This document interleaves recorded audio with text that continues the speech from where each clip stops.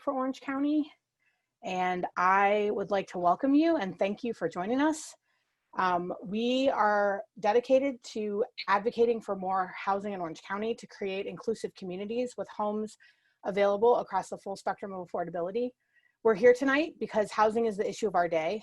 We've gathered some amazing partner organizations from across the business community, the housing sector, and the political spectrum to focus on the issue, which is the housing shortage that is affecting our communities. And we have all agreed on one thing, which is that the power to build more housing lies with local government decision makers, which is why you are here tonight, so that we can hear from you about your approach to ending the housing shortage.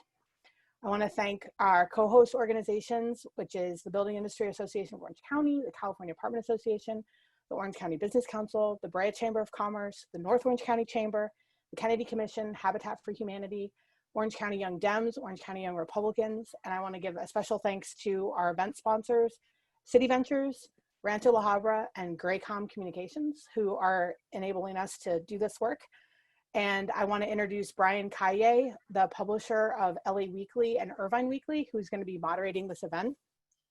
And just a couple of housekeeping items. We ask that when your city is not speaking, when it's not your city's turn, we ask that you mute yourself and also turn your camera off, so that when everyone's watching, the people that are speaking are the ones that are, sorry, got distracted, so that we can focus on the people that are speaking.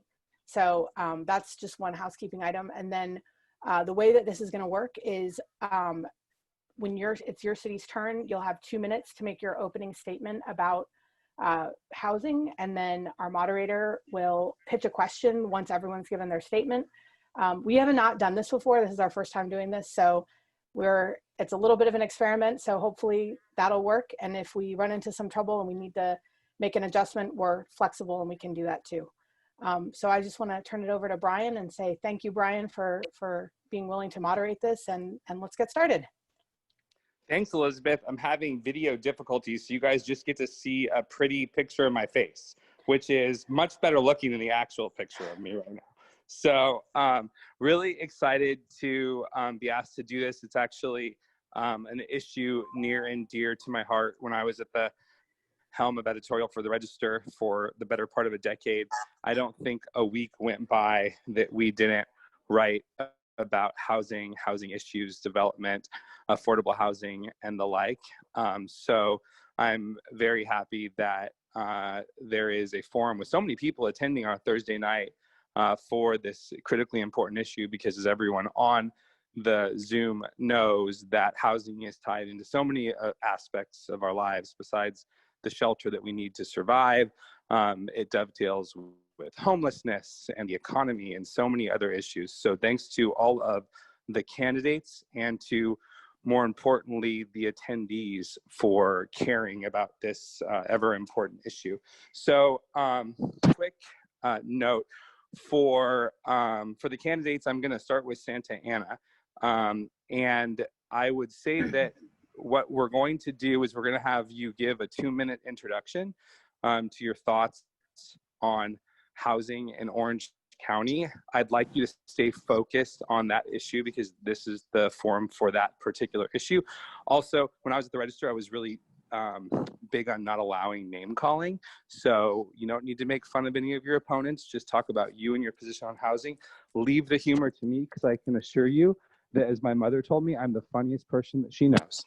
So with that said, I want to start our evening off with one of the candidates for Santa Ana Mayor, Claudia Alvarez. Thank you so much, everyone, and thank you for putting together such a long overdue conversation, because as we all know, housing is in fact a regional issue. As someone stated, I am Claudia Alvarez. I'm running for Santa Ana Mayor, and I tell you, housing has been at the very core of my existence and that of my family, because when we moved to this country, we were bouncing from one house to the next. First with relatives, and then with another set of relatives. And after that, we made enough money, or my parents did, to rent. And eventually we got into a nicer home, but it took years before we actually found a home where we could actually finally set some roots and stay in one particular school. So I very much appreciate the need we have out there for housing. However, I do believe that it is a regional issue. I was on the city council back in 2000. I know that's a long time ago, but I was there in 2000 and got reelected in 2004 and then in 2008 and served for 12 years. And 6 of those as mayor pro tem. And in fact, we had some very tough issues, not just the last 6 years I was there, but throughout the 12 years that I did serve. I have plenty and vast experience in coming up with some great creative ways to make sure that we cover housing. And I'm not just talking about affordable housing, I'm also talking about market rate housing. And I invite you to look at my website where I could list, close to maybe 20, and it's probably a short list, if you will, because you couldn't have enough time to look at all the projects we're responsible for, that I take great pride in. And that was conversions, if you will. We work closely with Barry Cottle up to, market rate as the Armstrong Ranch. I think it's important that all cities have a good balance of it, but I do tell you that Santa Ana has done a very good job in trying to meet that goal of affordable housing region-wide, but I do think that it is a regional conversation, and maybe I'm preaching to the choir because the north part of the county has been very friendly to it, but to the extent that it is a Sacramento conversation as well, because we should be holding other cities accountable. So when I'm mayor, of course, I'm going to continue to advocate for all types of housing in our city. However, I think it's time that we also put more pressure in making sure that other cities do their fair share, because market rate housing is also very much needed in the city. We don't have enough market rate housing, all of our property values go down. All of our property values go down, nobody will want to live in Santa Ana. Nobody wants to live in Santa Ana, there goes the schools. So I think we need to address it, but I am very much for a balanced approach. Thank you for your time. Thank you so much. And we're going to get to questions in just a second. The second candidate we have for mayor of Santa Ana is Vicente Sarmiento. Thanks, everybody. And I appreciate the opportunity to speak with all of you this evening. I apologize that I'm going to have to depart a little early, but housing is a very important issue. So I'm glad it's a topic that has been dedicated for us to speak about tonight. For us in Santa Ana, over 50% of our residents are tenants and they're renters. It's the 4th most densely populated city in the country. So in addition to that, more than 80% of our folks make less than $53,000 a year. So those statistics help guide my view and my vision for housing. We realize that we have some of the lowest AMI in the county and some of the lowest AMI in the state. So as we looked to projects to support, I always thought, how do we help our residents first? How do we make sure that we create and address those overcrowding conditions where rent is so high in some places relative to what people make for a living. We have 2 and 3 families living to a unit. What's made this even more glaring is the pandemic and the fact that we have remote learning for many of our students. We realize that they are studying, some of them in closets. They're living 5 to a bedroom.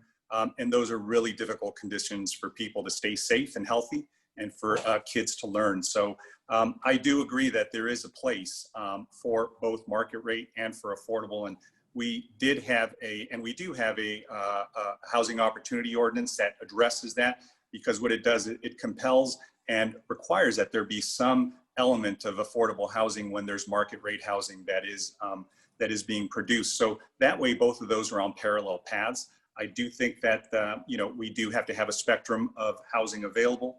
The problem is that how do we strike that balance fully, right? How do we make sure that we create housing for our residents and make sure that we address the overcrowding, address the density issues? So I do think that it's a tricky problem, but I do think that there has been a good path that we've gone on. Certainly there are adjustments that can be made as the market changes, as things develop, but really Santa Ana is unique to the 34 cities in the county that, our needs and our impacts are very, very complex relative to some of the counties or some of the cities in the county that are further south and are less crowded. So that's what's guided my vision and my policy on that. And I just appreciate the opportunity to discuss it with you. Thanks. So a 2-part question, and we'll start with you so we can go in reverse order. One of the things I heard when I was at the Register for almost the entire 10 years was one of the most difficult cities to build housing in is Santa Ana. So part 1 of the question is, what are you going to do to change that perception? And then Two is we know that almost every city in Orange County, and probably, you know, throughout the state of California, is falling short of state mandated housing goals. As a prospective mayor of Santa Ana, how will you, what specific policies will you push to help change that? Well, thanks for that question. So I'll take the first, or your former question first. And I think the way you address, you know, the problem with, you know, the perception that the city is very difficult to deal with. And I think that is what prevents good projects, not just housing, but any investment in a town from going forward. And I think that what most developers or folks who want to do business with the city and invest in the city is they want predictability. They want to know what their pro forma is going to look like. They want to know how much financing they need to get for their project, and they can go ahead and work on that there. The good thing in Santa Ana is that our property relative to some of the property in South County is relatively inexpensive. So we want to make that experience as easy as possible. And one of the things I know that I've tried to instill in our staff is to accelerate that review when somebody does have some time sensitivity, when they do need a quick turnaround on some of their applications that they've had pending, sometimes for weeks, sometimes for months. And that is something that trickles down obviously to the industry. If a city is difficult to do business with, if there's delays, those delays cost money. So that's something that I would try to just have more predictability, really, and just have a more congenial staff when you deal with the frontline workers, just to be able to not say no all the time to everything. Sometimes there's a way to say no and say, look, we can't do it this way, but let's find another way to address your concern. The other one is to compel other cities to do their fair share.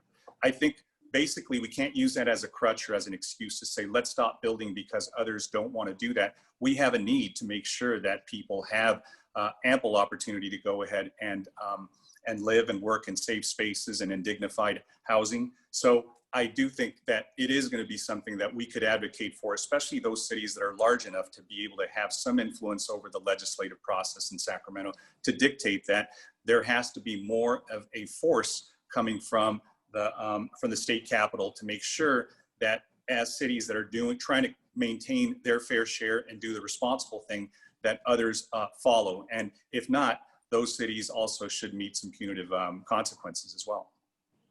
Thank you. Claudia? Yes, thank you. It is a shame, in fact, that the perception for Lovely City is that, in fact, we're difficult to do business with. And that's not just on housing issues, but I know that here today we're here to talk about housing, but I have heard that, and I have heard that about city with other issues. So you name it, we could talk about it.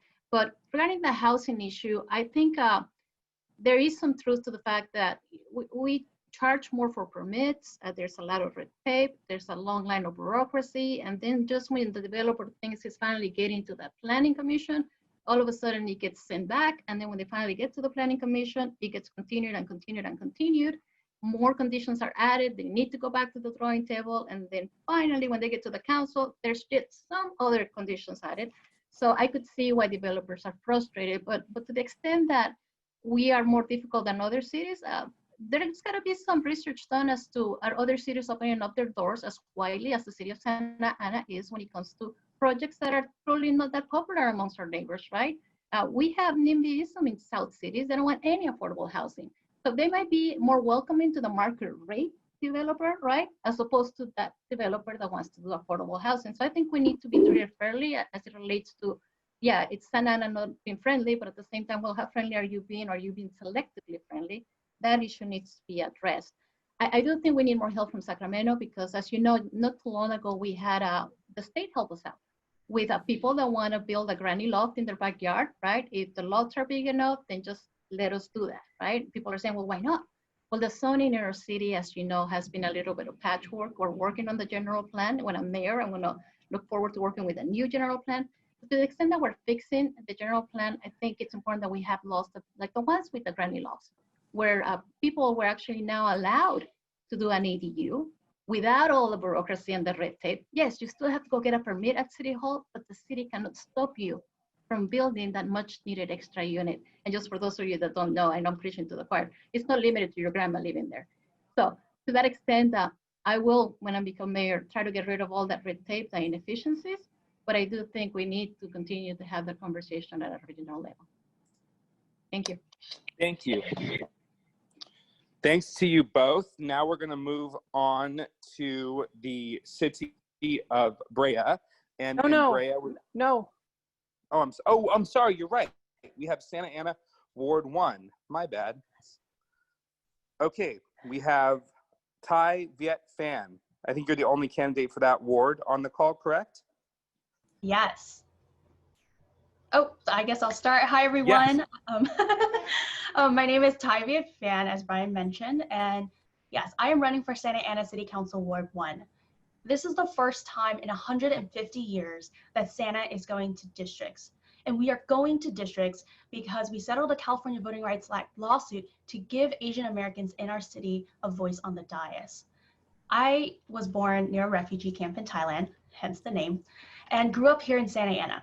I spent most of my life here, went to schools here, and grew up in the Vietnamese community of Little Saigon. And so I know what it's like most refugee and immigrant families, to struggle. I've slept in garages. I've doubled up and tripled up with other families, family friends, other immigrants to make ends meet. I know what it's like to borrow from friends to keep a roof over my head. And last year, with my husband's veteran loan, my VA loan, and scraping money, we were able to purchase a home here in Santa Ana, small town home, 5 minutes from my mom. So I know what it's like to go from Section 8 housing to achieving the American dream and being a homeowner in the hometown where I grew up. So for me, really ensuring that we have adequate housing in the city of Santa Ana is core to why I'm running. I want to make sure that not only do we build interesting mixed-use, high-density housing in areas that can absorb those impacts like South Bristol and Harbor Boulevard, but I want to see more middle, what we call the missing middle, right? Townhomes, triplexes, fourplexes, smaller communities where, frankly, Vietnamese communities want to live near each other. We want to have these extended neighborhoods, these extended communities and families. And so that's what I want to push for. And with the general plan that's coming up very soon to the Planning Commission, I'm a Santa Ana Planning Commissioner, I want to make sure that we draw that into our goals, our plans for the next 5, 10, 20 years. It shouldn't be so difficult for a developer or someone interested in making sure we have great, interesting development that would not only have more housing, but also increase revenue for the city, that it shouldn't take 6 months of going back and forth to the Planning Commission, City Council, and back to the drawing board to make something like that work. I'm a city attorney by trade. I represent cities throughout Southern California. So I spend my day job helping cities move projects forward. One of my cities, the city of Menifee, we have a ton of development because the city council is interested in making sure that we have that adequate housing. So I'm really here to help advocate for residents like myself who struggle to find the missing middle type of housing, but also struggled with rent in the city. And so I'm really excited to be here, excited for your questions, and I really hope I can get your support. Thanks. Thank you. So I'll ask you a two-part question as well. The first part is going to be the same question I asked the mayoral candidates, which is, how do you change the stigma in terms of the reputation of the city that it's hard to build there? And then two, how do you address the cost issue, which we heard the two mayoral candidates allude to, but someone in the chat, for example, said that a Berkeley study shows that affordable housing units cost $400,000 a unit just to create. With those types of costs, how do you, as a prospective member of the city council, plan to address some of that? So I think the first part of your question has to do with who's at the top. Who are the decision makers? Do they understand what development and the housing needs are in the city? Are we electing the right people who are paying attention to the problems that not only our development community has, but also our residents have? As someone who actually works with the development community, who works with other cities and also grew up and live here and is a homeowner here, I feel that I can bring all those interests to the table and really address that and build coalitions with the current council members. 2 of the 3 current council members who will be there past November are supporting me, and we can have a council also majority in November to really move these things forward. And the second issue is Santa Ana is building a lot of affordable housing, but I think we can do a better job with working with state and federal funds. And the city has to step up, right? We have to help our developers, and both affordable housing developers as well as market rate developers, get that money and really pull it together. But frankly, it's also important that we reiterate the fact that Santa Ana has consistently met our RHNA numbers, whereas other cities are not. So while we are trying to fight for more housing in the city of Santa Ana, it's not a fair comparison to say that Santa Ana is not a friendly place for development when you have other cities that consistently are being challenged by the state, by developers, by interest groups for not meeting RHNA numbers and not approving projects. So that's what I would do, and I would really hope that we can bring people together and help, address those costs. Thanks. Thanks for your time. Okay, so now we're going to move over to Santa Ana City Council Ward 5. And the first of the two candidates in that ward is Vic Mendez. Vic? Am I on? You are. Great. So Vic Mendez, I have 35 years of professional experience. I'm also an alumni from Communications, Brian, in the 20s under the Blackstone Group. Great experience. And I've worked also in government. I worked for MT of LA County, and I've also had, for the past 12 years, I had my own consulting firm where I specialized and worked with cities, commissions, and boards. I'm acutely aware of the housing issue here in Santa Ana. I've assessed our Section 8 program, and I also live in downtown Santa Ana in a very small studio right in the heart of all this density. And it's density that I feel needs to be seriously looked at. I'm a proponent of affordable housing, but at some point our children deserve open space, and they deserve a good place to breathe and grow up. So there's an important balance here. The other thing I want to mention is infrastructure. Coming with my 10 plus years of infrastructure experience at MTA, we have a very serious infrastructure problem. And the issue is how much more can we afford? Again, can we balance this out and still grow our affordable house stocking while trying to maintain or even better develop our infrastructure? And I do know the trolley may be helpful in terms of our infrastructure, but that kind of leads to my other issue of how much can we build up in the city at this time, particularly in downtown, where I think the appetite and the ability to consume higher density property is pretty good. So I think, can we build up further on existing offices, or are there other opportunities like we did with the artist cooperative to take over a complete building and have multi-units there? I think going forward, I think we have to look at every opportunity for affordable housing.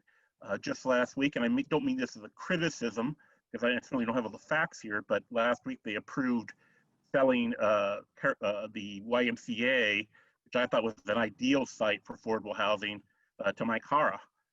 I don't doubt some of the facts or the decision. For me, though, it's a matter of finding an opportunity, working very hard for affordable housing, and trying to get the best outcome possible and leaving no stone unturned. Thank you. Thank you. And another candidate in Santa Ana Ward 5, Johnathan Ryan Hernandez. Good afternoon, everybody. My name is Johnathan Ryan Hernandez. I am a lifelong resident of the city of Santa Ana, and I am raising my daughter in the very neighborhood I grew up in. My family migrated from Guadalajara, Jalisco, to the city of Santa Ana in the 1950s and settled in the neighborhood that I now own a home in. I'm a product of Santa Ana Unified School Districts, and I work for the county for a mental health program where I work with children every single day on crisis intervention, mental health needs, and family reunification. I understand firsthand, as somebody that became a parent at the age of 17 years of age, I know how progressively difficult it's been each and every year to raise my family in the city that I love most. I understand the complexities and the challenges that our families deal with every single day, and the barriers that many families face living in a community like mine.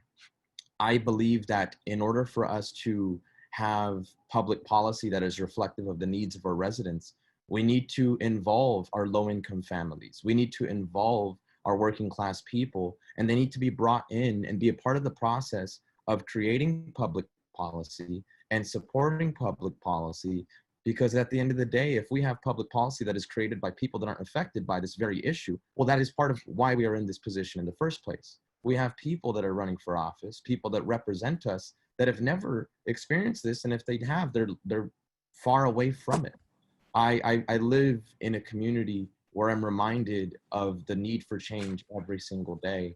And I think at the top of that list is creating affordable housing policies and having public input where we can develop and have development that is community oriented. Thank you. Johnathan, I'm going to start with you in reverse order for the first question. You both mentioned affordable housing, so I think there's a shared interest in that particular topic. Do you believe that by allowing all types of housing or increasing the development of all types of housing in the city of Santa Ana, you'll help with the affordability problem? And then second, what specific policies would you enact to help spur development in the city? Thank you. Thank you for such a critical question. As a father that is raising his daughter in this community, I know firsthand that there is a problem with access to housing. There is a fundamental problem with the livability of it as well. And I think the best way that we can address that is if we are going to develop in understanding this issue that residents are experiencing on a day-to-day basis. It only makes sense that if we are going to develop, that this is developed for the needs of our residents that live here. It is why displacement is at an all-time high. If we are going to develop, I believe that we need to prioritize affordable housing. I believe that we need to make sure that we keep our families here and that we keep them local. And I think that part of how we can incentivize that is by ensuring that we have strong agreements, strong partnerships with agencies that and cities that have already done this. I know the city of Irvine has a number of affordable housing and low income units that have done great things for their community. And I think that here in the city of Santa Ana, I think that is a good solution that we can have, and it's a sustainable solution. Thank you. Yeah.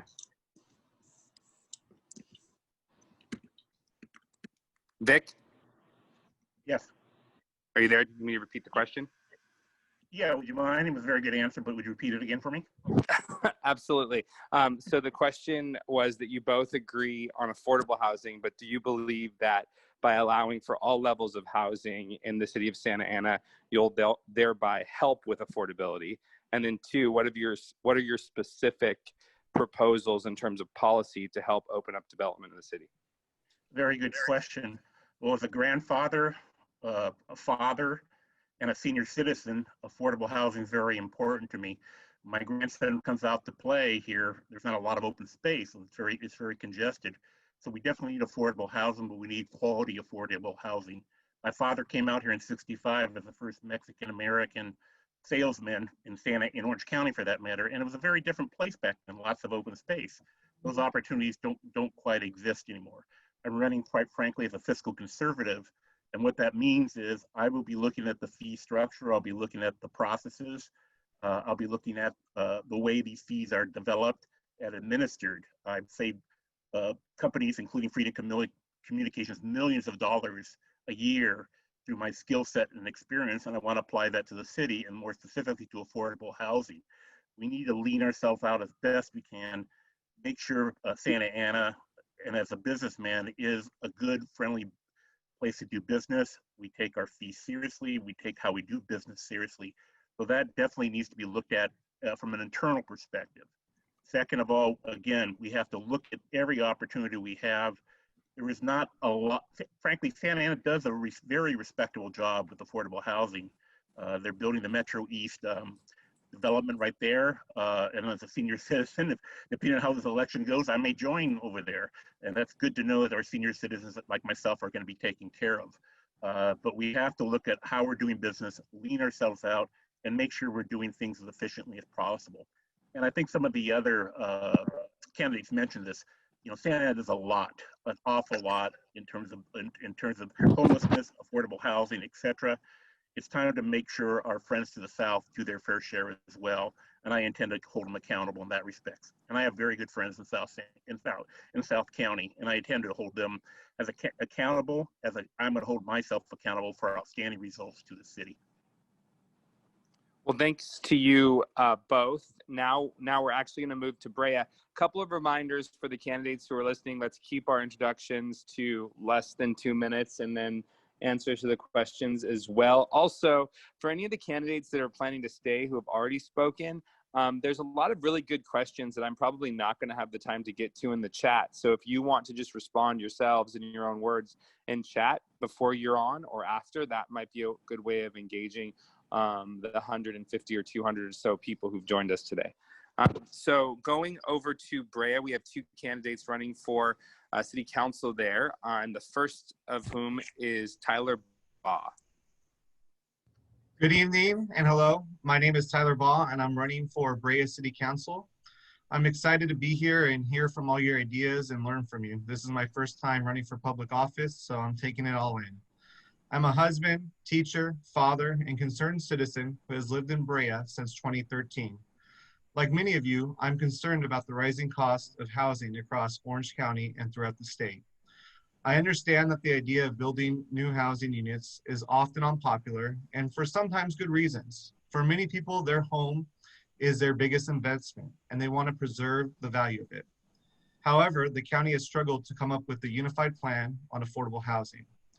I'd like to mention that many of the people who work in Brea and similar cities throughout Orange County cannot even afford to live in which the cities they work. And I'm talking about police officers and teachers like myself who would not be able to afford to live in the very community that they serve every day and every night. These are people that uplift and provide support for the community.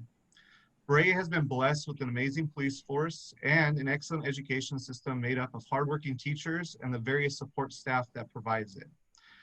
It's only right for these people to be able to afford a home or a unit in Brea and call it home. They spend so much of their time here, day and night, and it's only right that we give them a chance to do that. It is my hope that if elected to City Council, I will be able to bring affordable housing to Brea and help the people who work in Brea have the possibility of living in Brea. Thank you. Thank you for staying under the 2 minutes too. We appreciate that. And then the second candidate in Brea is Christine Marick. Hi, I'm Christine Marick, and I've been on the Brea City Council for the last 8 years. And prior to that, I was on the Planning Commission in Brea for 2 years. So I've seen a number of housing projects and other development come through the city in both of those roles, some contentious, some less so, and then most recently, a very unique workforce housing project. I initially ran for city council to represent the voice of young families, which I didn't see represented on the council at that time. And concerns for that group, of course, include things like public safety, parks and community schools, but absolutely housing and different levels of housing affordability. So in Brea, we have a 10% inclusionary ordinance, which I fully support. We have that for both for sale and now also for rent units. And we recently created or updated, I should say, something we call the Planned Community Zone, which we revised in 2018. And it provides a very creative opportunity when looking at housing development in particular. And this is a tool that was used recently for a fully privately funded workforce housing development that was recently approved. And I think that's really what we're all about in Brea, is taking that creative spin on things. We need housing units at all different levels of affordability. And I feel I have had enough experience to see them through and really work with what we're hearing in the community, because our community members do have a voice as they move through the public process, to really find a win-win for all. Thank you. Christine, we'll start with you. Some national leaders call affordable housing for low-income residents a threat to the suburbs, quote unquote, and a destroyer of neighborhoods. How do you view these remarks, and what would you say in response to constituents with these concerns? I don't agree with that at all. We have two relatively new affordable housing projects on the eastern side of our city, which is the newer and frankly more expensive housing because it is newer, larger homes than some of our older home stock. And I think it's actually the better way to look at that is living in those apartments and going to the schools that those children go to is really life-changing for those kids and those families. And there's no detrimental effect to the other students in those classrooms. So I do not agree with that.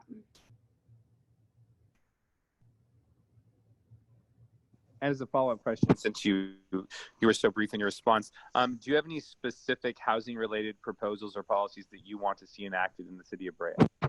The one that I get asked about the most would be our inclusionary ordinance, and that's something that we are fully supportive of. We also have funds that we want to deploy to build additional affordable housing. We have a strong need for seniors.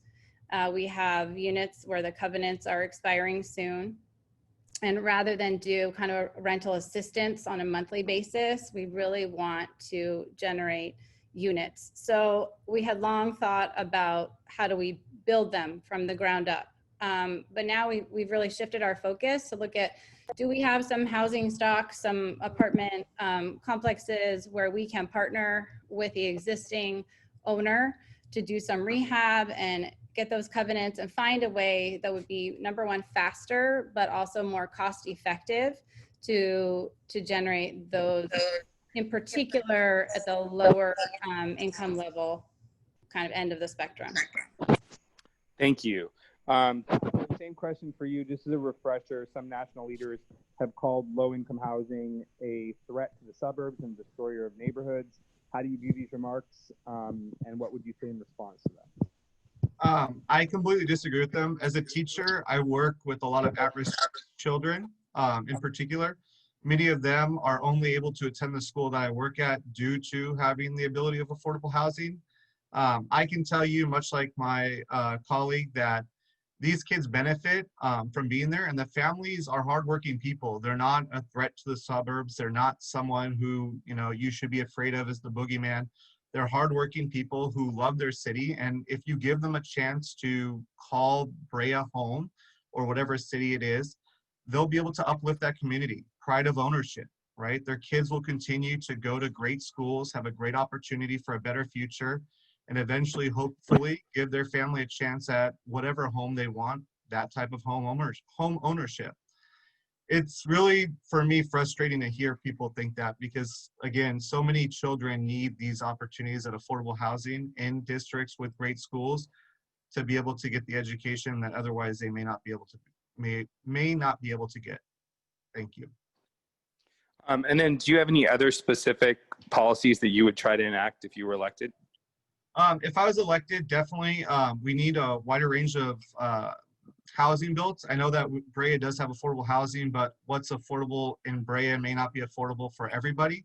And it's our job as a member of Orange County to build affordable housing for all the people that call Orange County their home and really bring in a wide range of units to continue to support, which Brea has done a great job, but there's some areas in the city that I think we could benefit from building more affordable housing units in, particularly buildings that have been empty for quite some time with either pop-up shops or here and there tenants. I think we could convert those to affordable housing units.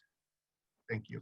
Thank you so much. Thanks to our Brea candidates. Now I'm going to move us along to Buena Park, and we have Donna Spl. Hi. Hi, Donna. Did I say your last name right? You got it right. Perfect. Well, give us your introduction.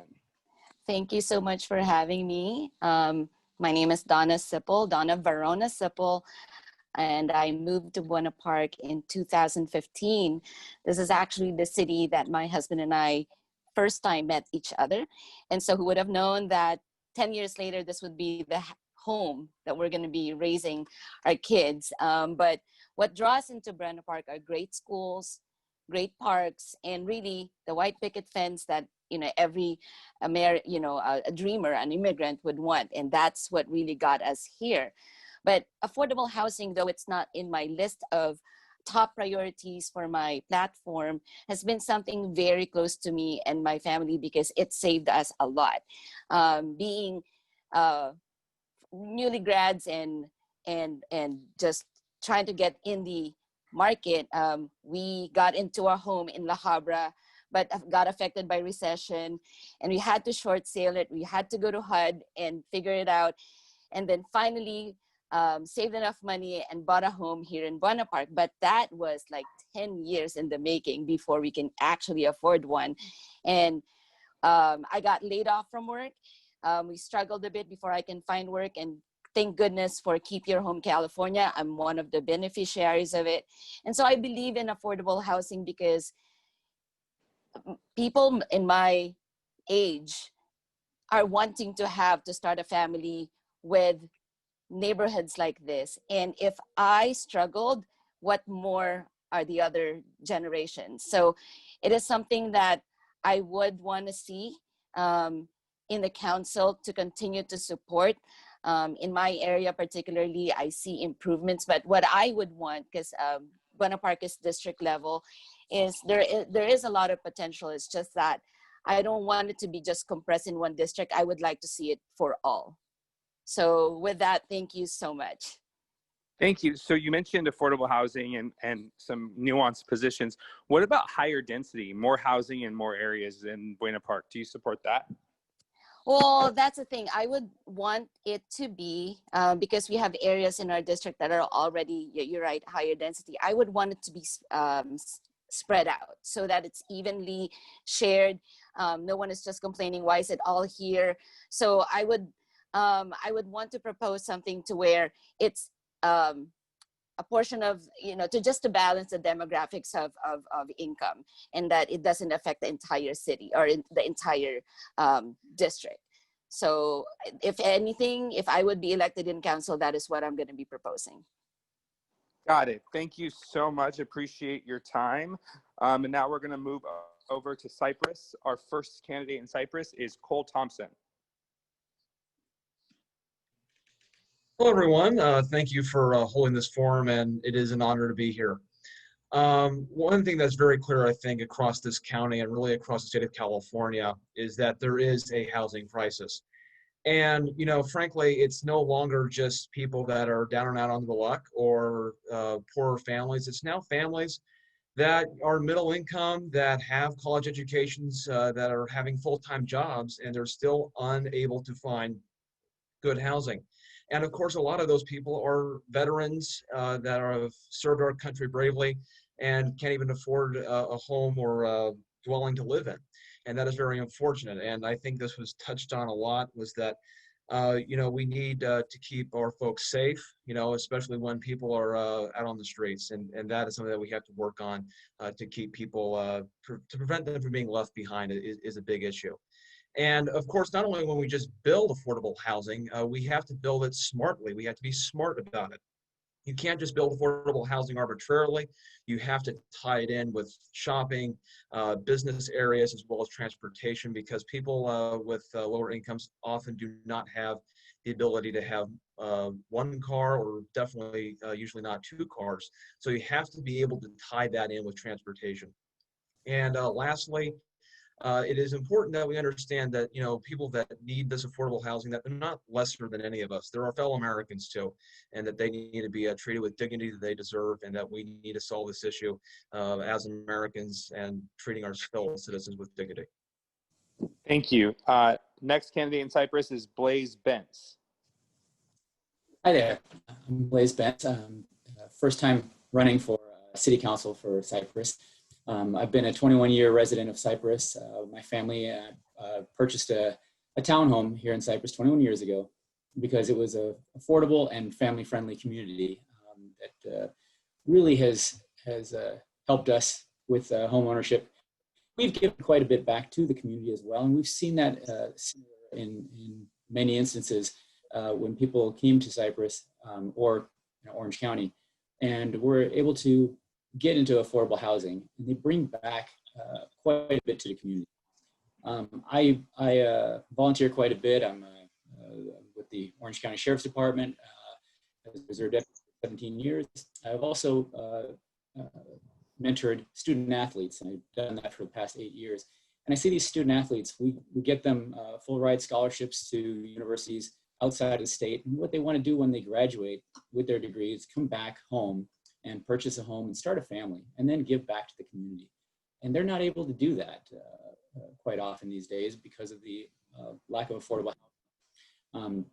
I would like to, I know in Cypress we have quite a bit of space that we're going to be developing in the next 5 to 10 years. We have 3,400 housing developments that we're going to be placing in Cypress. We need a balance in this community for the right type of housing. We need to have affordable housing. We need to have mixed use places that we have where it becomes more of a walking community along with affordable housing, so people can, first-time homeowners can purchase homes, be a part of the community, and really spend their money and their entertainment in the city and bring back to the community. It's very important. Thank you. Thank you so much. Our next candidate from Cypress is Francis Marquez.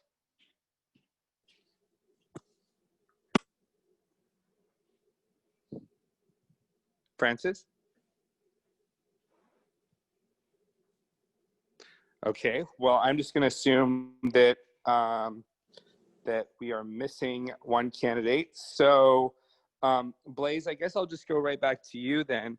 You know, there is a small but vocal group of people who are not so keen on more housing in Cypress. How do you address those concerns? And then also, both of you mentioned affordable housing, and the challenge with people being able to move back to the community, I think, was the example that you used. Wouldn't building any type of housing help with affordability in the city? Building any type of housing could help affordability, but not if you're just building mansions. So you really need to have a balance, and you have to have a plan for that balance. And I apologize for the first part of the question you were asking. There's a little bit of NIMBYism, so people who don't want more building in the city of Cypress. So what do you say to them? I have found that there's a lot of, we just don't want any building in Cypress. We want to keep the community as it is. The fact of the matter is we are going to be building, and we need to make sure it's a balanced build out. We have the Lincoln Corridor, we have the Los Alamitos racetrack. We are going to build, and so we need to have a balance between commercial and residential. And like I said, we've had 3,400 units planned for residential. We need to make sure that they're balanced with affordable housing to keep everybody in the community. I hope I answered the question. I do want to give some time back to Frances as well. She was on mute, and so perhaps you can get some, if you can take yourself off mute. Francis, are you there? I still don't. I'm not getting anything. We do need to address that with everybody in terms of that. There will be building, and we need to make sure it works for everybody.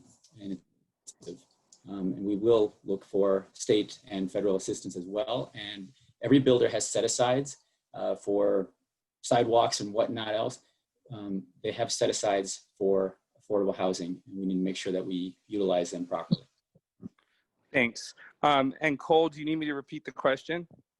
No, I understood it pretty clearly. And, you know, of course, there's always going to be folks that are going to disagree with housing and any development being developed in a city. And again, you know, I touched on the fact that this is not just about affordable housing and homelessness. This is, you know, truly that we need to understand that this is a problem that we can solve as citizens, and that these people are our fellow citizens too, and that they don't deserve any less, you know, respect than anyone else. And that for low-income people, you know, they're working hard too. You know, they have a lot of weight on their shoulders that they are working towards protecting their families and, you know, making sure that they can put, you know, food on their family's table. And, you know, we have a commitment as, I believe, citizens to, you know, kind of help that along to ensure that people can find a house and or apartment or townhome. I think Ty touched on that a little bit from the city of Santa Ana, that there is that missing middle, that not everyone wants to buy a house or live in an apartment. And, about the part of, does all housing bring in, affordable housing? Well, no, that's just not true.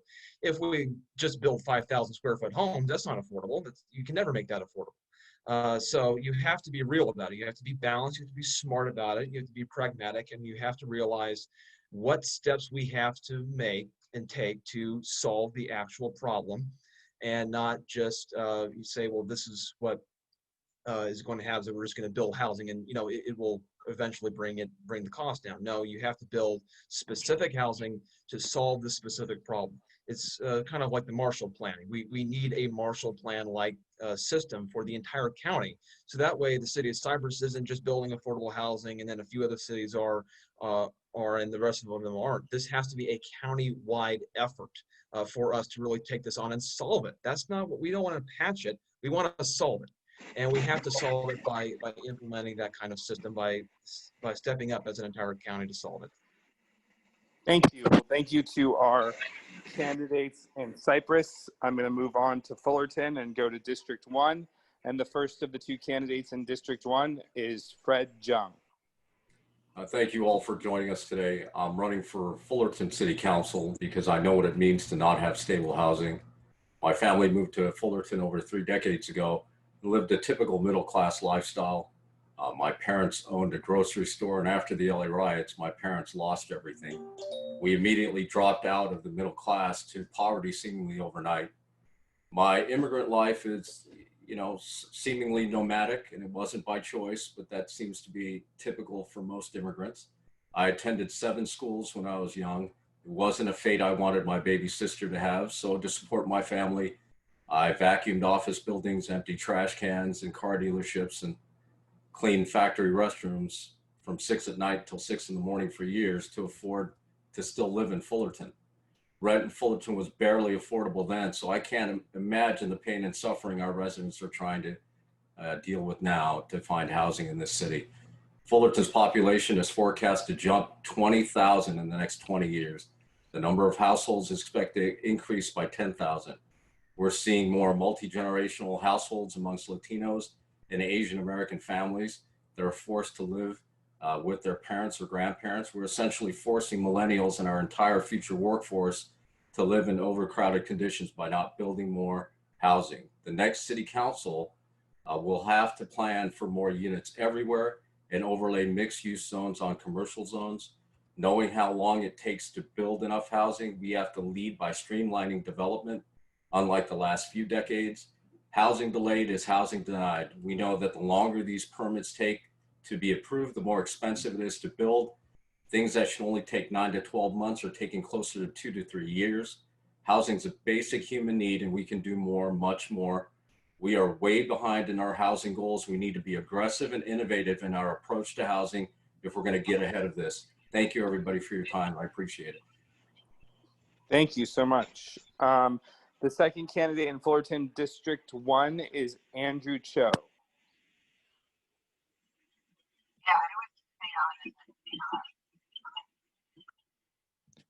Hello? Andrew? He was on. No, Andrew? I know. Okay. One. I think I'm on.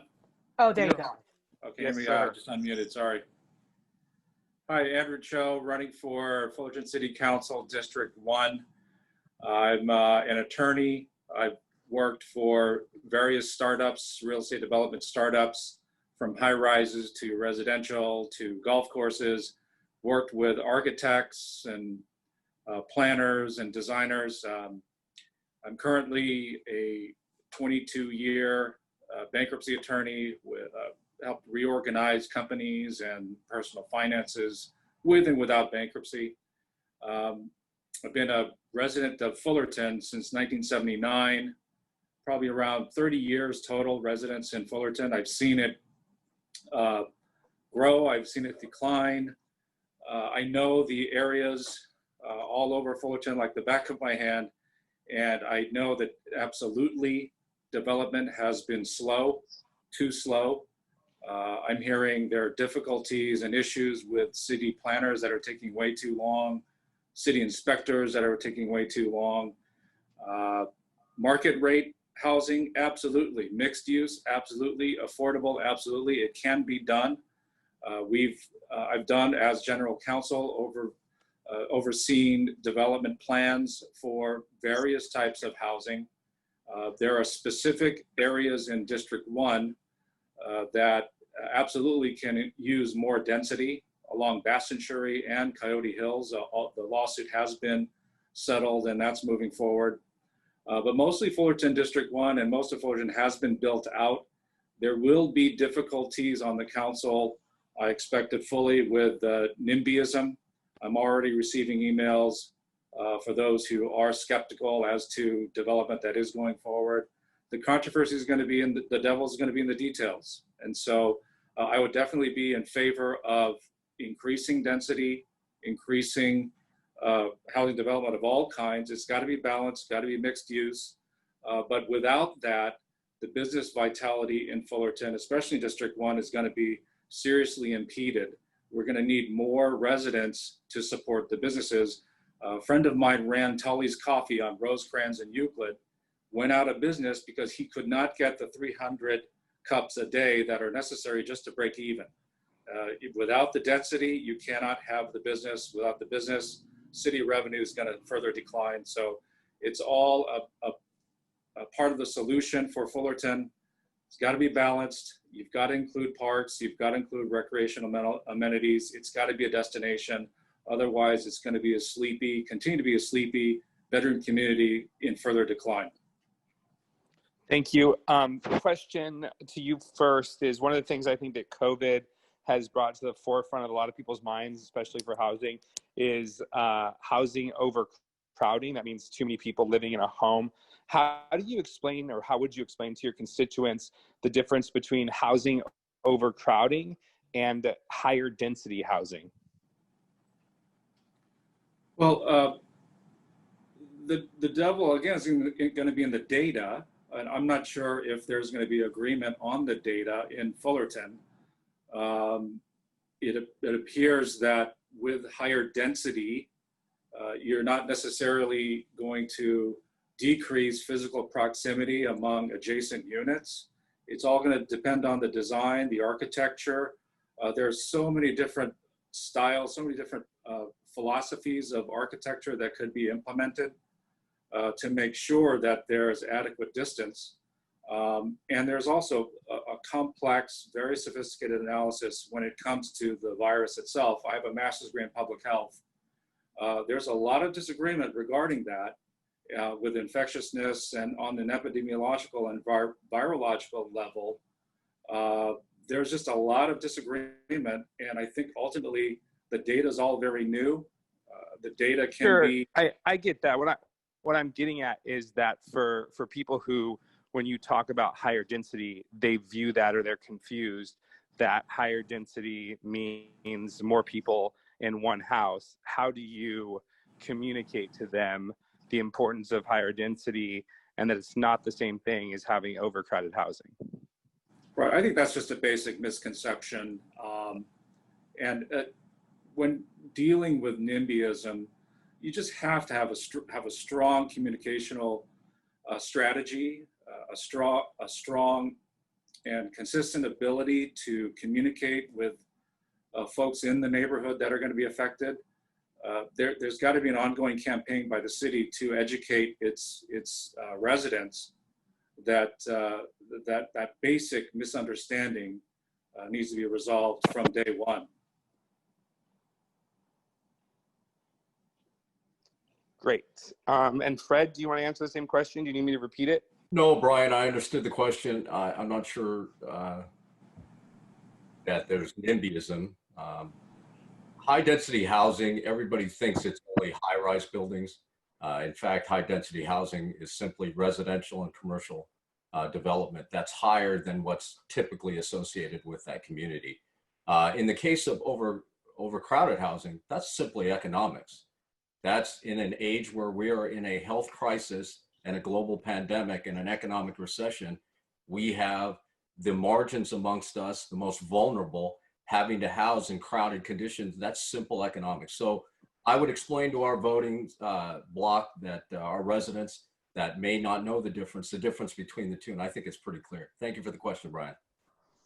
Thank you both very, very much. And now we're going to move over to Fullerton District 4. And I think we only have one candidate in District 4. And I apologize because I want to pronounce your name correctly. So correct me if I'm wrong. Aruni Thakur. Good evening, everyone. This is Aruni Thakur. Excellent pronunciation, by the way. It's not an easy one. Thank you. I'm the candidate for Fullerton's 4th district. It's the southwest part of Fullerton. So there isn't a lot of open land where we would be discussing maybe new development unless developers were coming in and tearing out strip malls that take up too much space.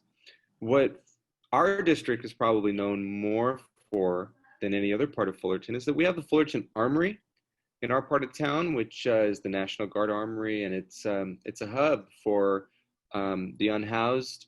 And I believe that was probably the catalyst for what has become North Orange County's explosion, along with other metro areas with homelessness.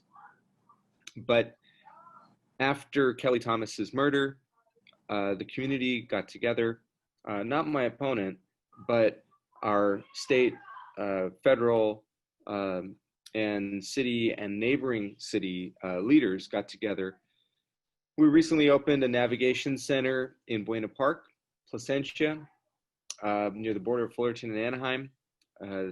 There's a little bit of open land left in District 4. There's a maintenance yard that the city owns. There was a transitional housing project that was voted down because of NIMBYism in our area. So I would say that our district has actually been bearing an undue burden with North Orange County's homeless population. I believe that we're a compassionate community, but what we're looking for now is for the rest of the communities nearby to do their fair share. And for that, we have to thank really our Assembly member, Sharon Quirk-Silva, for her leadership, and our County Supervisor, Doug Chafee, and just the neighboring communities for realizing that the unhoused are our brothers and sisters, and we've got to take care of them. And so I do see a lot of progress on this issue, and I'm very grateful for that. I don't think anybody's mentioned, but Coyote Hills is finally moving forward. Chevron has prevailed in its court battles against the people of Fullerton, really, that didn't want to see another huge development in the last space in North Orange County. And we're going to see a lot more traffic, a lot more housing problems. Higher end homes are apparently easy to build. It's the affordable housing that's really the problem. So my opponent voted against an eviction moratorium during COVID-19, and he voted against a moratorium on rent hikes during COVID-19. I wish I would have had the opportunity to vote on these. I would have voted the other way. Thank you for putting this event on. Since you mentioned, I want to ask you a quick question. Since you mentioned in your terms the unhoused or the homeless, what do you see missing from the current efforts to solve homelessness in Fullerton? And what would you do if elected to end homelessness or the unhoused problem in your community? You know, I really wish there was a simple answer to that, as I'm sure everybody here does. But I think it's an economic issue. 40% of Americans couldn't afford a $500 unexpected expense.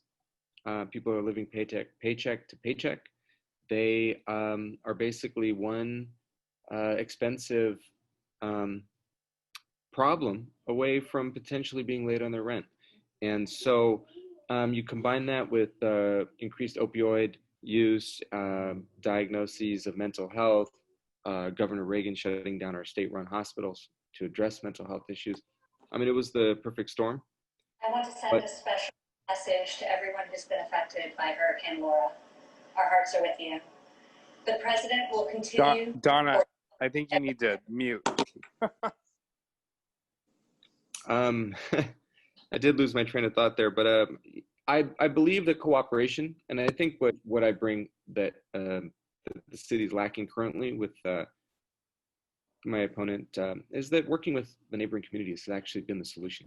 The 4th District of Fullerton can't continue to be ground zero for North Orange County's homeless population the way it has been over the last few years. But that's why I began by mentioning Buena Park, Placentia, Anaheim. And this is by cooperating with local communities. And it's something that I feel that I would do better than my opponent. Got it. Thank you so much. Now we're going to move on over to Garden Grove District 5. We only have one candidate from that district as well. His name is Robert Tucker. Hi, everybody. I'm Robert Tucker. I live in District 5, which is basically northeast Garden Grove. And I was a union rep, and I worked in downtown LA for a couple of years. And they had an interesting template. It was Measure HHH, which was a joint venture of labor and construction firms to build high-density housing near transportation hubs. And they're now implementing it now, and they're getting some pushback from the NIMBYism and such. But and LA is a different place than Orange County. But I actually myself, I mean, I think it's a decent template to look at. You can include labor, you can pay a decent living wage, and you can also satisfy builders at the same time. But in Orange County, I actually live in high density housing in, let's say, 3 large 4-story buildings, 220 condo units called Chapman Commons near Habra and Chapman. So you can build some high density housing, but again, you gotta have everybody's input. You're gonna get strong pushback. Also, I think a consideration is whenever you build, I've looked at another city that I think is an interesting template to look at, and that's Irvine. On the same issue in the next election.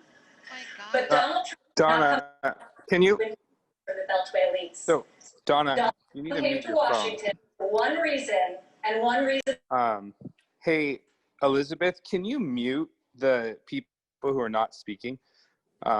Particularly Donna. Yeah, I've removed her. Sorry about that. Oh, thanks. I get that we're interested in the convention, yeah. But sort of. Well, I'm not that interested. But anyway, but go ahead. Yeah, and I noticed I saw a presentation about a year ago in Irvine where they offer incentives for builders, saying you got to provide some affordable housing to folks, or you have to set aside some money for the city to provide it. And so Irvine's a different community. All these communities are different. Garden Grove, District 5, I know they're planning on building some high-rise hotels. Maybe that's an opportunity to look at perhaps some affordable housing if it's not too late. Or I'm not sure, maybe that's in District 6. It's right on the border. But I know I saw in another city in Santa Ana, they built some high-rises and they didn't consider parking at all. And you had people moving into dense housing, and the overflow parking into neighborhoods really angered some of the individual units. So I've heard some folks mention about more people living inside individual units. I think you're going to see more of that because of affordability. And speaking of affordability, there's a proposition on the ballot, Proposition 21, that will allow cities to be more gracious about rent control. Because even if you build the houses, if the rents or if the people moving in can't afford to buy them, but they need to live there where they work, the rents need to be reasonable. You need to look at both the landlord and the tenants. So it's a challenge, but it's not impossible. You mentioned quick question for you, because we're a little bit over the 2 minutes, and by a little I mean a lot. So I'm gonna jump in with a question. So quick question for you. One of the things that we see pretty consistently is that there's a small but vocal group of organized folks, typically using social media to kind of spearhead vocal opposition to developments. How would you, if elected, ensure that developers are getting a fair shake when they want to build? You know, it's a kind of a transparency thing. I think in my city, Garden Grove, there could be greater outreach to the community so they really know what's going on. One of the reasons I'm running is the current representative doesn't reach out to anybody about anything. We don't even know, so it's whether it's housing or anything, especially in these times where people are a little more frightened because of COVID, you gotta use every method that you reach out. And you have to be able to be authentic in your position. If you believe there's a crisis, you need to actually tell people it's a crisis and you need to address it. Thank you so much. Okay, so we are going to move on over to Garden Grove District 6, and we have Kim Bernice Nguyen.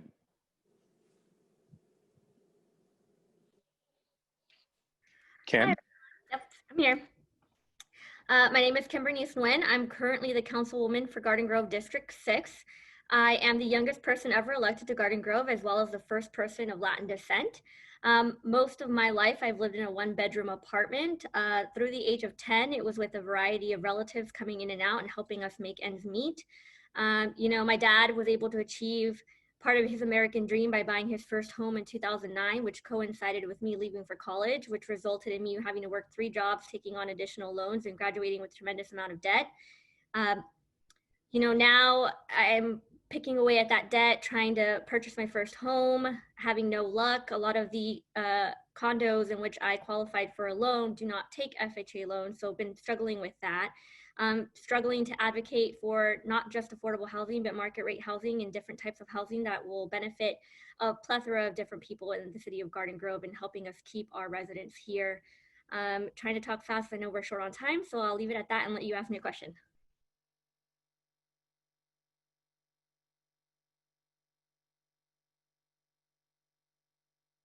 Sorry, I was talking on mute. I appreciate that because I like brevity. A mentor of mine who's since passed once told me you can never be both bad and brief. So, so kudos to you. Actually, there's an interesting question that just came up in the chat, and I've been trying to get some of those So I'll just ask you this one.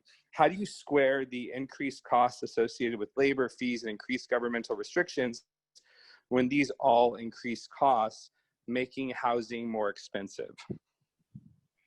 So since you're an elected official already, how can we deal with some of those things?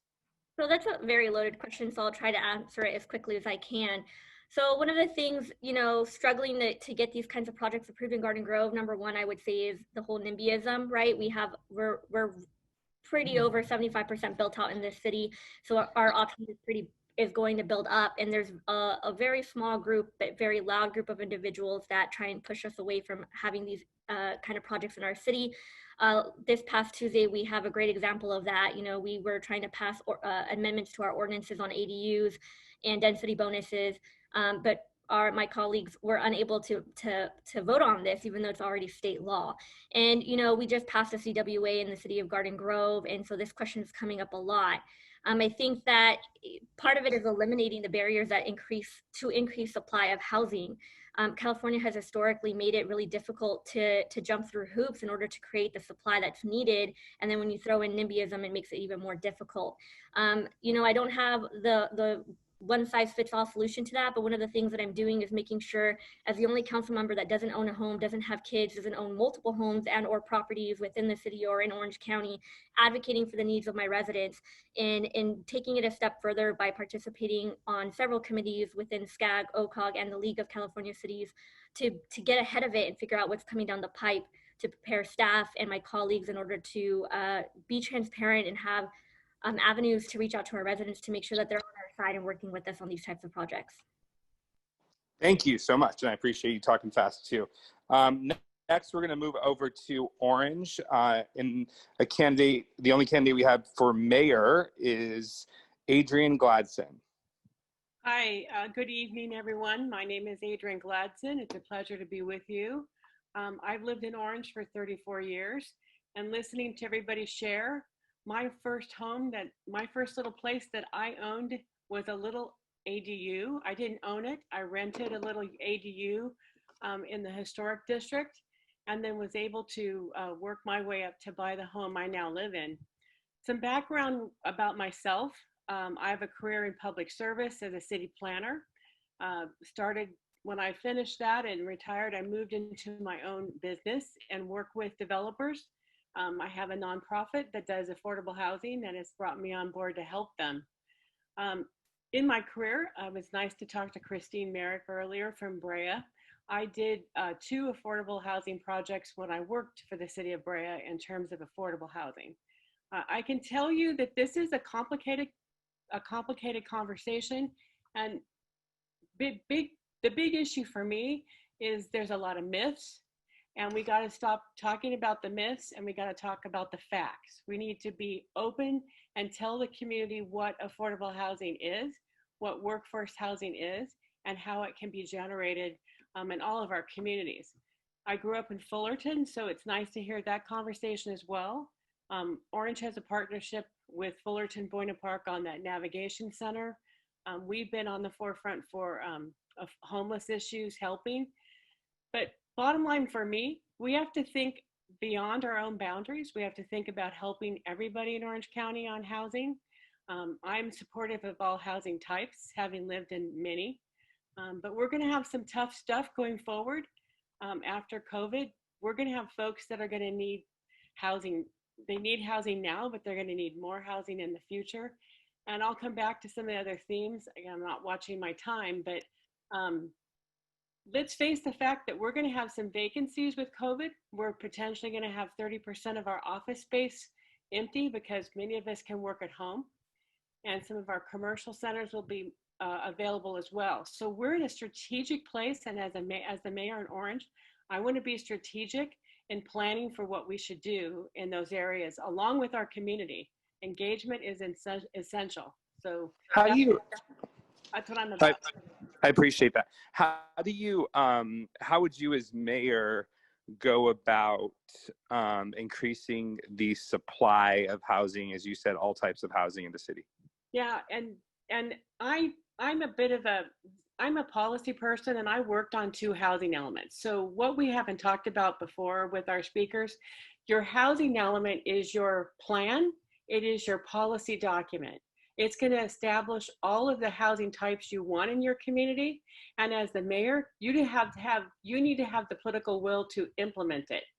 So most of it is going to be partnerships, public partnerships, if it's city-owned property or school-owned property or state-owned property, and that's the whole area of surplus land, or public-private partnerships. It could be partnerships with the universities in our city or also schools. All of those things are what we're going to have to plan for and look at. We're pretty built out in Orange, so it's going to be infill. And the only way our community is going to support it is if we include them in the process, have them be part of it at the beginning, all the way through. So that's what I would do, specifically on the front end, and then stick with it. Stick with it. Thank you so much. All right, moving on to the city council in Orange and District 1, which I believe covers Chapman University, where I teach. And there are 2 candidates, both of whom I know. So we'll start with you, Ariana Barrios. Brian, and thank you to everyone for inviting us and allowing us to be here for you today. I do know Brian. I've known him for a long time because I've been around Orange County for a long time working. I'm a lifelong resident of Orange. I actually live in the house I grew up in, which is not an unusual occurrence in the city of Orange. As far as just a little bit about me, I'm a small business owner, also in District 1. And I do a lot of volunteering, extremely passionate about my city. I actually, because my parents were founding members of the Old Town Preservation Association, I actually come to housing issues with a slightly different lens. When we moved into our home when I was 4, that particular area was just being torn down. So that whole historic resource was just being plowed under and put in with different kinds of housing elements that were actually really shoddy. And there was a whole group that came together that wanted to protect the Old Town area to make it the jewel that it is today, because we would have lost all that history. The plaza back then was just the circle and it was nothing special.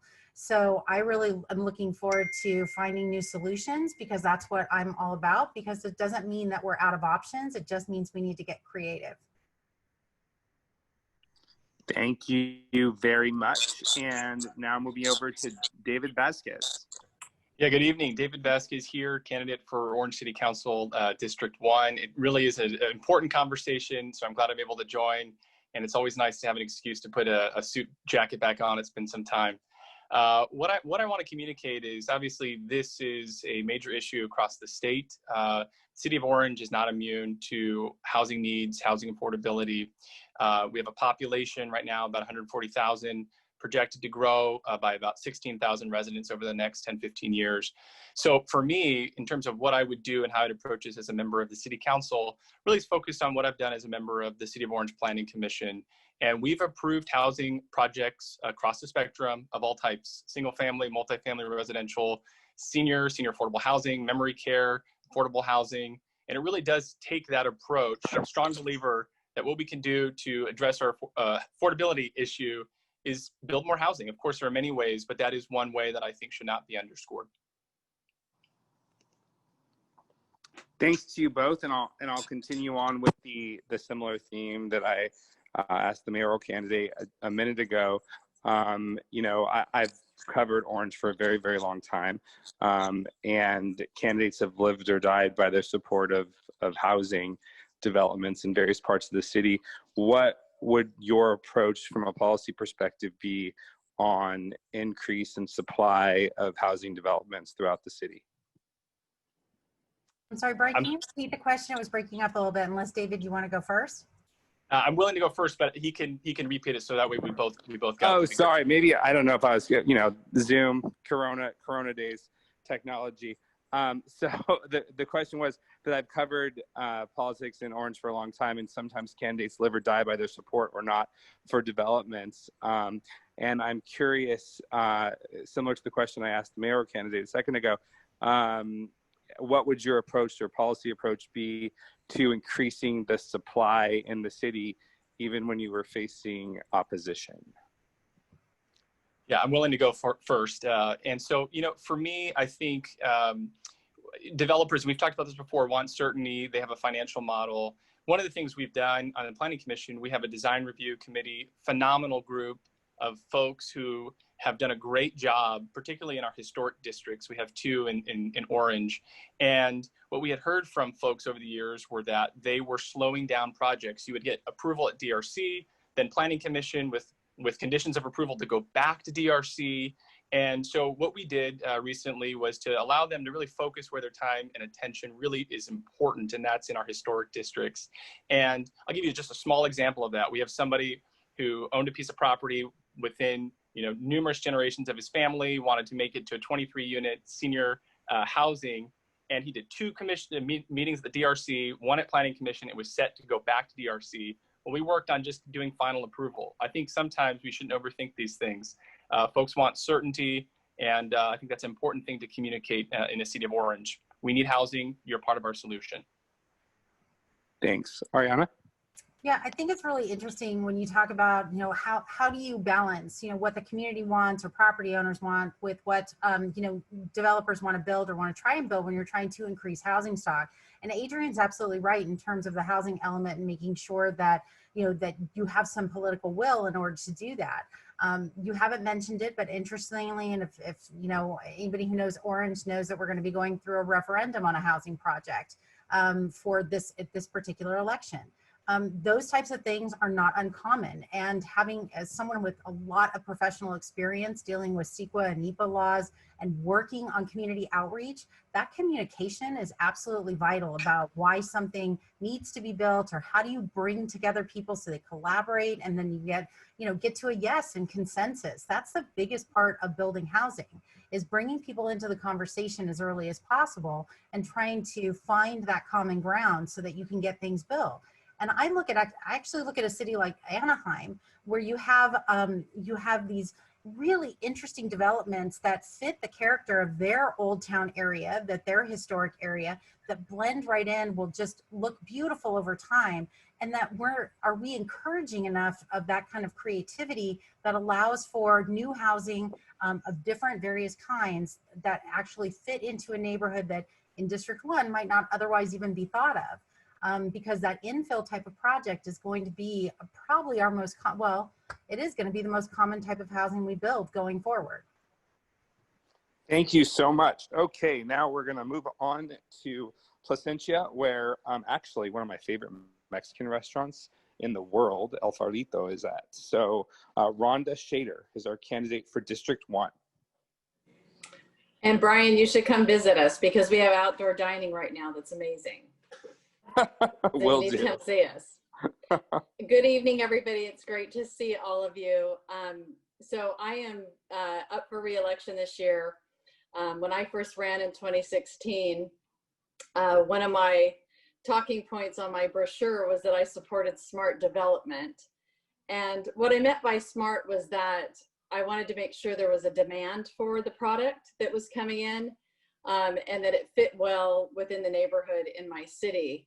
I also spoke with a lot of landowners and developers because I just had some general knowledge that there had been issues previously. And I asked them, you know, what are you looking for? And they said, we want assurances. We want a stable framework so that we know what's going to happen when we come into your city. Prior to me being elected, Placentia, every single development that came into Placentia required its own independent development agreement, its own fees, its own requirements, and you didn't really know what was going to happen in advance. It was a process that you went through.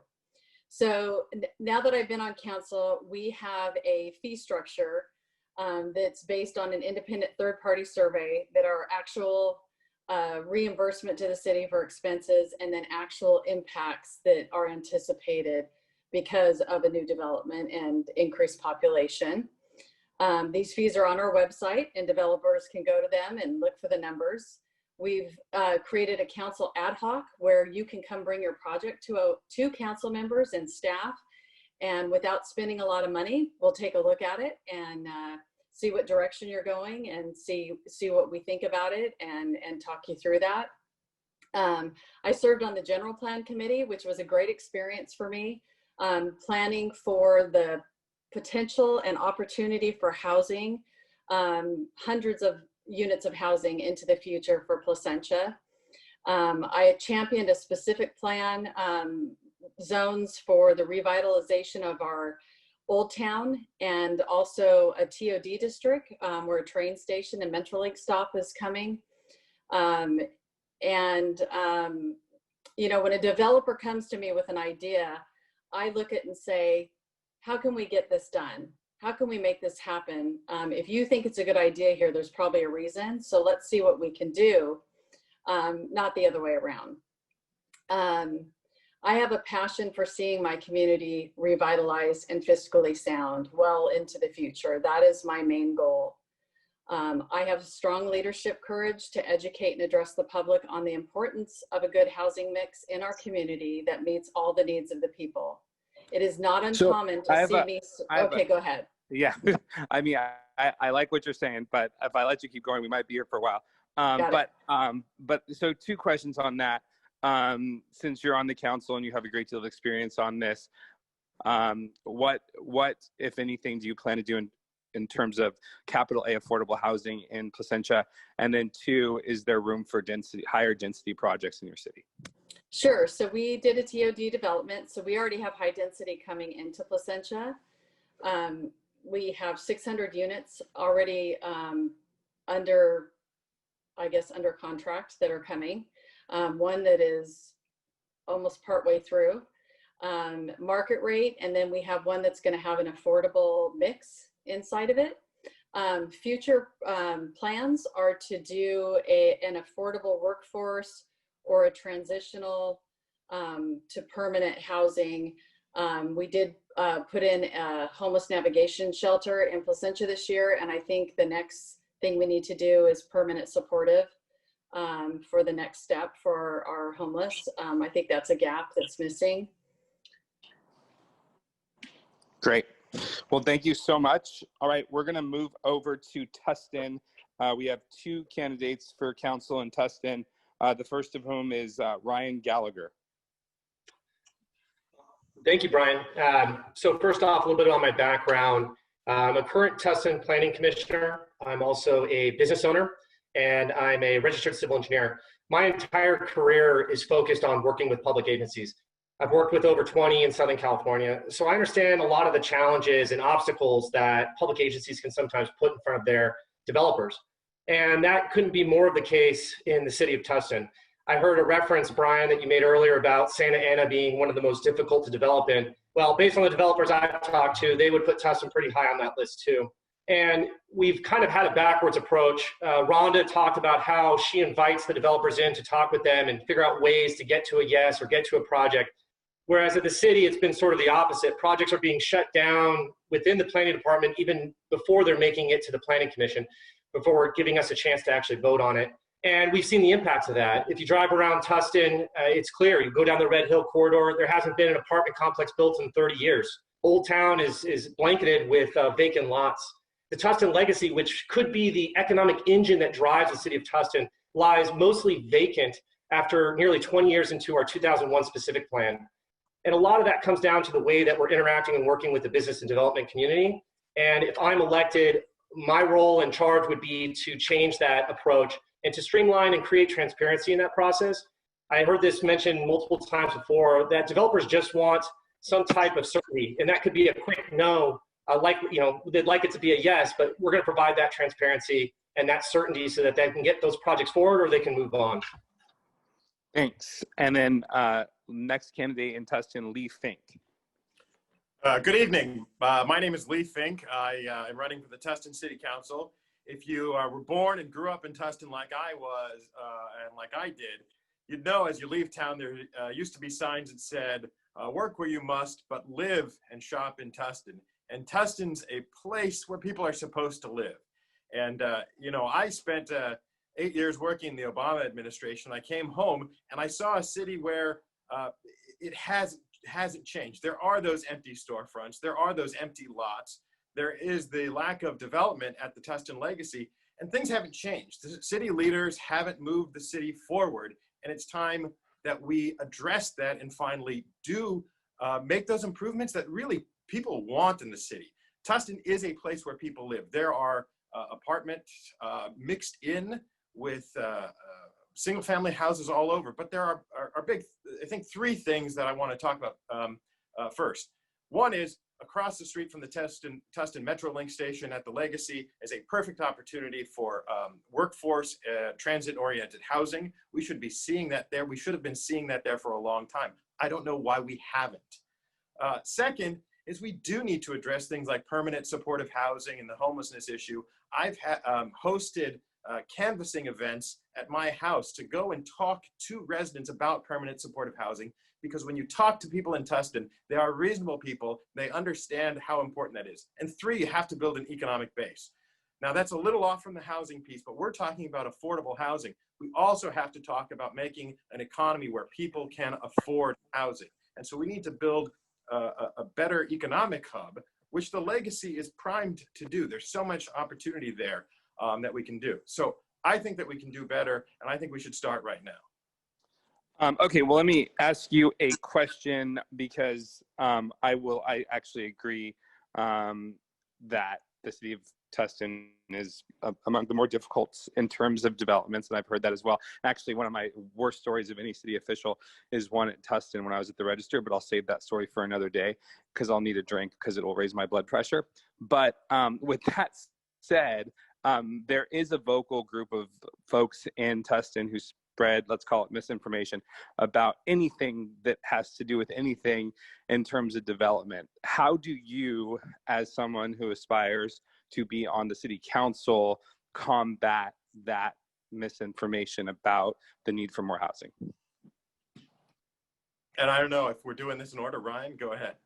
Yeah, sure. You go first this time because you went first. Okay, yeah, great. We're going reverse order. So I think that's very important, and it's what I was talking about. Is you need to create a public education campaign, because there's always going to be a small group, there's always going to be a vocal group, but you create a public education campaign about what you're doing. The city council needs to get out there and talk to the residents, and we haven't had that happening in a while. Some of it's because perhaps our city council elections haven't been competitive. There's 2 of us here, but there's 9 of us running, and we haven't gotten out and talked to the residents. 2 years ago, unopposed. 4 years ago, 4 people for 3 seats. 6 years ago, unopposed. So we need to do that. I've hosted those canvassing events at my house. And when you go out and talk to people, about housing, you say, look, this is how it's going to look. It's going to blend into the neighborhoods. It's going to have the same feel that we're used to, that we grew up with. People understand that. You talk to them about transit and workforce housing near the Metrolink, people will understand that those are along 2 arterial roads and a train station. This isn't going to be congesting Old Town traffic.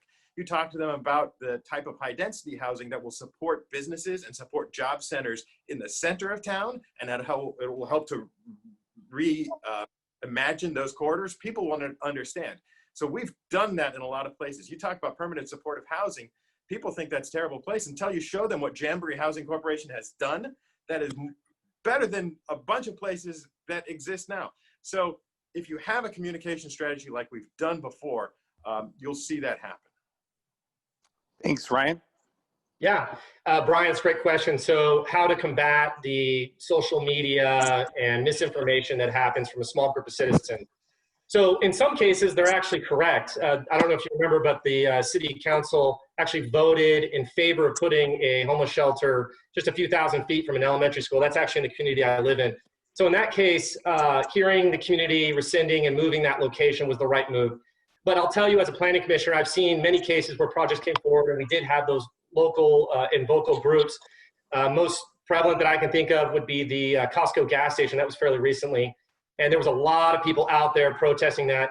But you just have to, bring the experts in, listen to them. And I led the charge for approving that project because the facts were just there. And you have to see through that. A lot of times there's an emotional case that's being made that can be easily refuted with having the right people being prepared, having the applicant prepared, coordinating ahead of time, all of that, and just presenting the facts and relying on those to make decisions. And then having council people or planning commissioners that are willing to stand up and do the right thing for the community, even when someone is going to be upset by it, because we have 6,700 units we have to build as part of RENA. We're not going to get near that number if every project is stopped because a handful of people are against it. We need to listen, but we need to act responsibly, and that's what I'll do if I'm elected to the council. Thank you so much. And now we're going to the fine city of La Habra, where we have the city councilman. That's where my sister and brother-in-law and my amazing niece lives, Tim Shaw.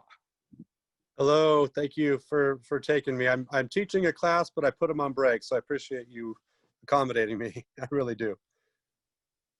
So give us your opening remarks. You have no more than 2 minutes. Okay. My name's Tim Shaw. I've been on the city council here in La Habra since 2008. Been mayor twice, 2012 and 2018, up for re-election. Unfortunately, our current mayor, Tom Beamish, is not seeking re-election. So we do have an open seat, and it's a real loss to lose Tom, but I'm going to go ahead and run again. Housing is our big issue in La Habra. There's no doubt about it. On the time I've been on the council, we did update our general plan and made a lot of changes there, and I think redid our zoning appropriately. I work full-time for the Pacific West Association of Realtors, so I think I do understand housing issues very well. In my time, we've been able to address some of our housing needs. We actually sold our old City Hall building and had housing built to replace it. We had another great project, the Sorbetto project on Whittier Boulevard, where we had a Chevy dealership closed down. So we've done a little bit, not enough, but something to address the housing needs here in North Orange County. And happy to answer any questions. Well, you've been a champion for housing in the city of La Habra for a long time, even in the face of opposition, strong opposition and criticism for doing so. So you've been through the battle on housing issues in the city, and I know that there are probably many, many more coming. How do you see the landscape for increased housing supply in La Habra, and how are you going to help facilitate that conversation with the community? Yeah. Well, there's an elephant in the room here. We have a golf course. The owner's trying to get rid of and build 450 houses to replace the golf course. There's a gated community next to the golf course that doesn't want this to happen. And, I can't obviously, as an incumbent, take a position on a particular project before the public hearing. But it did kind of spring up this group there's the SaveLaHabra.com that's against. They've decided they're against housing being built in La Habra. None of these people did not exist before when we were approving other housing projects. they weren't objecting to us building the Valencia project or our City Hall project or any of the other projects that were approved in recent years. But they kind of are retroactively saying, hey, look, you built too much housing. Now that the golf course issues come up, they're trying to pull up our more recent developments as reasons to not like us. These people served me with recall papers. You're probably mentioning, Brian. The last time I was mayor in 2018, as they were working through the process of working on the environmental impact report for the golf course project, the NIMBYs just didn't want to have, they wanted the answer to be no, and they didn't understand the concept that an applicant has a right to go through a process. And, you finish the environmental impact report, you go to the planning commission, you go to the city council, you don't just announce to them the answer is no before you've had any kind of, process to it. So you might have seen me in the paper getting served recall papers by those folks. It was because I was the mayor in 2018. But yeah, so I've got, my battle scars here. I think the way you deal with them, and I'm sitting here with the EIR for this project next to me, I'm taking meticulous notes, and the only thing you can do, I think, is just present facts. What is the traffic impact really, and look at it in the EIR. What is the water impact really? What is the schools, impact really? Because I think it's very easy to get very hysterical on Facebook and places, and people are saying things that are just factually incorrect. So the only thing you can do is address them with the actual facts of a particular project and weigh it with the needs of your community, and just treat it as factually as possible. Thank you for that. Now go back to your students. Thank you, guys. Thank you. And now we're going to go back to Cypress really quickly. We have Francis Marquez, who was supposed to be on earlier, but I think we had technical difficulties. Francis, are you here now? Going once. She was just there. I literally just saw her. Well, I'm turning it back over to you, Elizabeth. Okay. All right. That's fair. That's very fair. So anyway, thank you all for bearing with us. I feel like I can't see myself. This is very odd. Oh, here we go. Okay. I want to say thank you. Okay. With my headphones and my fan. I can be the Saturday Night Live sketch of how you're not supposed to have a meeting, but I'm Zooming from my home, so I appreciate your patience. I'm really excited that we heard from so many great candidates with a lot of them with nuanced positions that I was not expecting. So that makes me really happy. I want to thank all of our participants for coming out and putting yourself on the line and making your bold statement about housing, which depending on who your constituents are, might earn you some ire. So I really appreciate the folks that stood up and are real champions for housing. We are doing an endorsements process for People for Housing, which is our YIMBY organization for Orange County. If you are interested, by filling out our questionnaire, you are eligible for our endorsements process. We will be meeting in the next 2 weeks to make our endorsements, and we will be reaching out to the candidates that we do endorse, and we will be working to try to help you win your races if you are fortunate enough to earn our endorsement. So I want to say that if anyone is watching and is interested in participating in our endorsements process, you can become a member. You have to be a member to vote in our endorsements process. You can become a member on our website at peopleforhousing.org. I want to say thank you again to the amazing co-hosting organizations, the BIA, Apartment Association, Habitat, Kennedy Commission, all the Business Council, the Chambers of Commerce, and also want to re-thank our sponsors for this project, which was Rancho La Habra, City Ventures, and Graycom Communications. And lastly, I need to thank my boss, whose name is Laura Foote, who helped me put this all together, because I could not have done it without her. And lastly, Brian Kaye for moderating this event. I really appreciate, again, this was the first time that we have done this. So having his skillful navigating was really critical. So I think with that, I'm gonna say goodnight, because we are a little bit over, but I really am grateful. And if any of you have questions or you want to contact me, I think you all have my email, but it's Elizabeth with a Z @peopleforhousing.org. Thanks, everybody. Good night.